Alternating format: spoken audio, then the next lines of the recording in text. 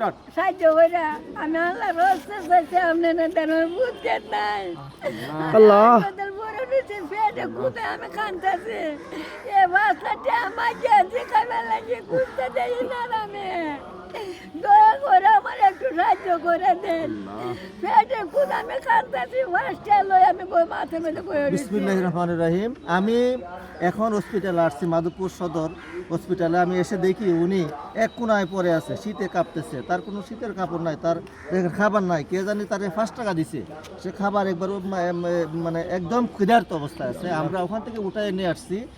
আপনারা যারা দেশে বিদেশে যারা আছেন ভাই, একটু দয়া করে ওনাকে একটু সাহায্য করবেন। দেখেন ওনার একদম অসহায়, ওনার কেউ নেই, উনি হসপিটালে থাকে, তার বাড়িঘর নাই, কিছু নাই।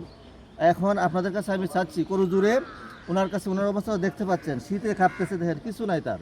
আমরা মানবিক টিম সবাই আসছি, ওনাকে একটা মানে কম্বল কম্বল বা শীতবস্ত্রের ব্যবস্থা শীত করব বস্ত্র, এবং ওনার ব্যক্তিগত বিকাশ একটা লেফ এবং শীত বস্ত্রের ব্যবস্থা করব।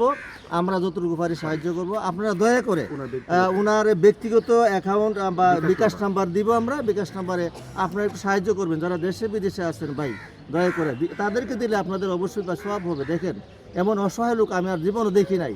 ধন্যবাদ সবাইকে, আসসালামু আলাইকুম।